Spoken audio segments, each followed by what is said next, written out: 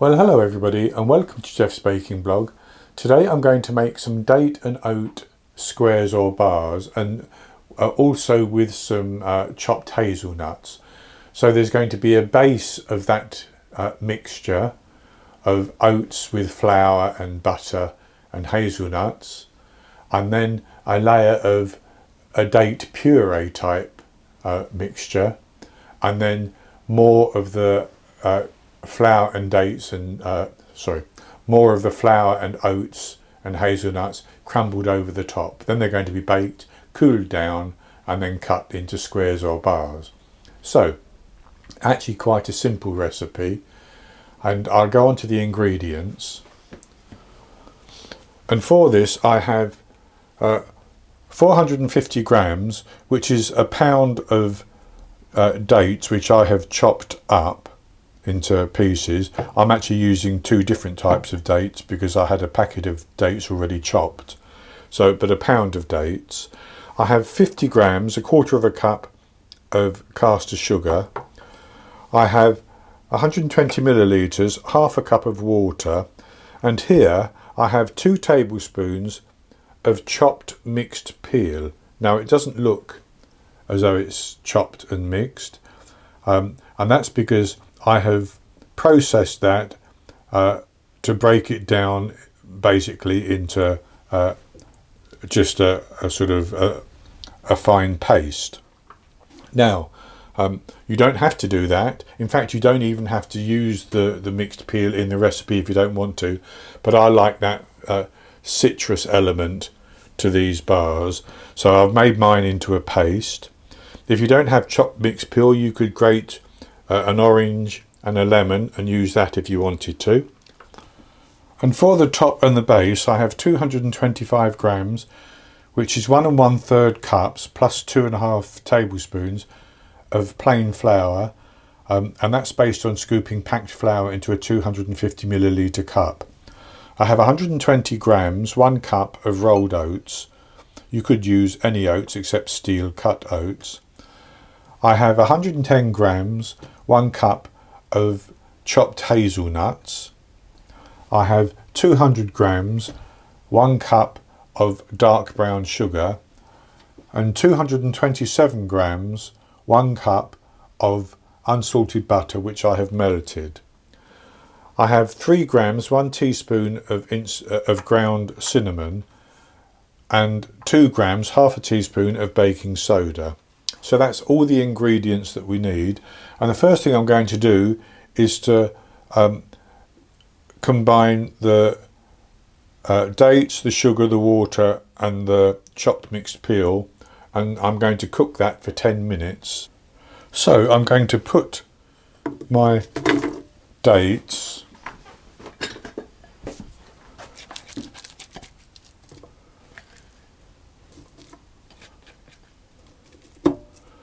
into a saucepan, and I'm going to add in the water and the sugar and the mixed peel. I'll just stir that around, and then I'm going to put the heat on, and I'm going to bring that to a boil, stirring it from time to time. And I'm going to boil it for 10 minutes.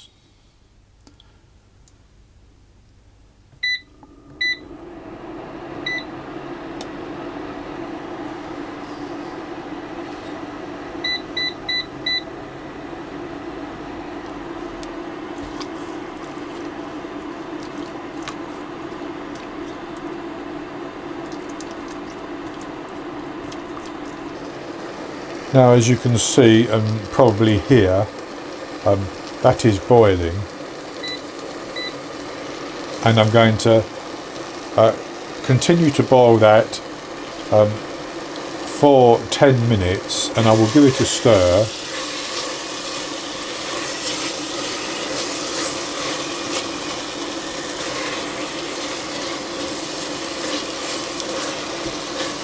And I have my heat just on a, let's say a medium heat. I don't want to boil it too fiercely, This is to soften the dates basically. So it's now been, actually it's only been about 7 minutes, but I've decided that my dates are soft enough now and all the liquid has evaporated. So I'm going to put those into a bowl and leave them just for a little while to cool down as we go on to the rest of the recipe. So to make the base and the top, I'm going to put the flour and the baking soda and the cinnamon into a bowl. I'm just going to whisk those around to get them distributed a little bit. They'll get worked through more. And then I'll put the oats in as well, and the hazelnuts and the brown sugar. And I'm just going to mix those and get those fully combined with each other.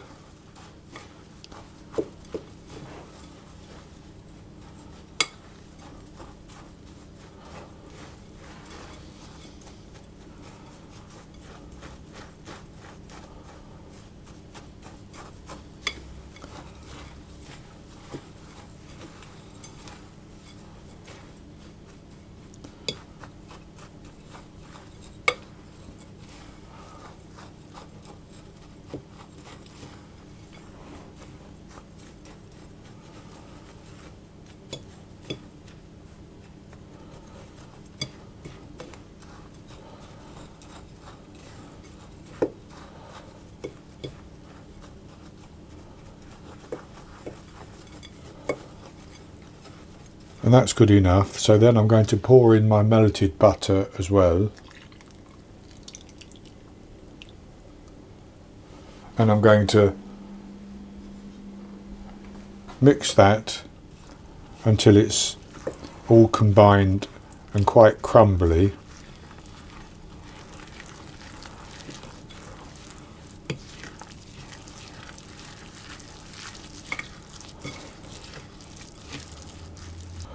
So then I'm going to take about half of that and put it into my prepared tin. So I have here a 13-inch by 9-inch pan which I have greased and lined with parchment paper. That's 32 centimetres by 23 centimetres, and you don't need to line it, you can just grease the pan, but I've lined it because I like to lift the bars out of the pan and cut them on a cutting board rather than cut them in the pan.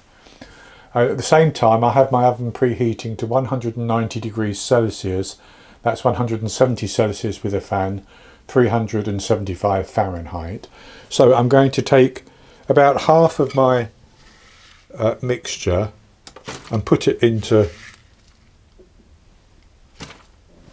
the base of the pan. And I'm going to spread it over the base and press it down to get it nice and compact.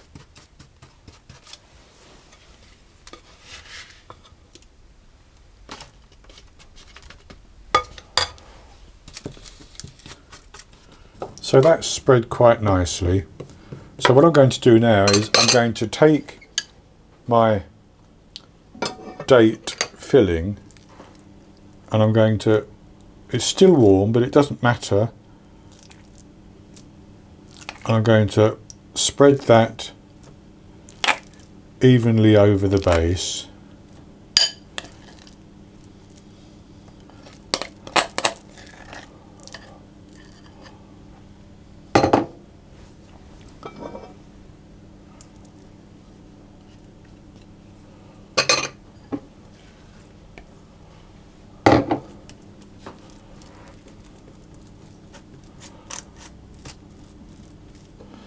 And with that spread over the base, I'm going to take the remainder of my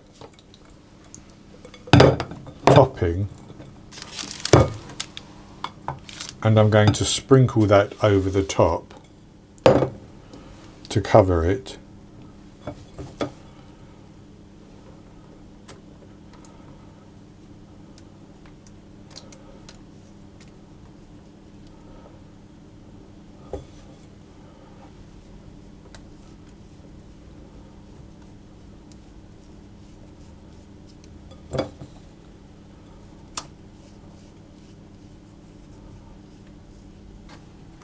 And with that fairly evenly spread, I'm just going to tap that down a little bit.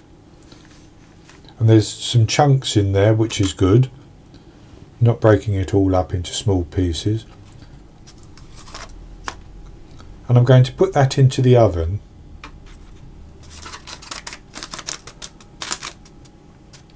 And I'm going to bake it for between 25 and 30 minutes, so that it should bake through quite nicely and begin to colour around the edges. And at that stage I'll take it out of the oven and I'll leave it in the pan until it's cooled down quite a bit, and then I'll carefully transfer it out of the pan and I'll come back and show you the results. I baked the date and oat bars for 27 minutes. 25 was probably good enough, but I baked them for 27 minutes. I took them out and left them in the tin for 30 minutes. Then I lifted them out of the tin with the parchment paper and I cut them, and this is what they look like now. I've cut them into 24 pieces basically, but they've baked up quite nicely. As you can see the filling in them. So I'll have a taste of one of the corner pieces, I think.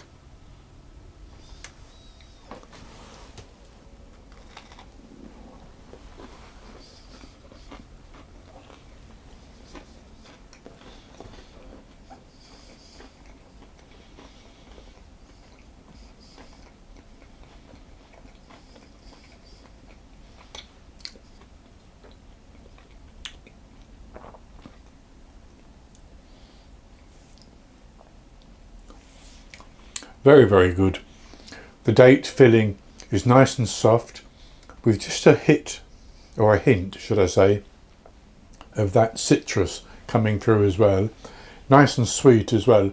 And then the date and oat base and top. The top is nice and crunchy. The base is a little bit softer. Very well baked though. So, and I also get, just at the end, I get the taste of the hazelnut coming through as well. So that's going to be it for today. I hope you've enjoyed it, and if you have, please give me the thumbs up below and click to subscribe to my YouTube channel. In the top right hand corner of the screen there will be an eye that you can click on, and that will take you to a link for the recipe, and I'll put a link below the video as well, and I'll be back with another recipe in the very near future. So until then, happy baking.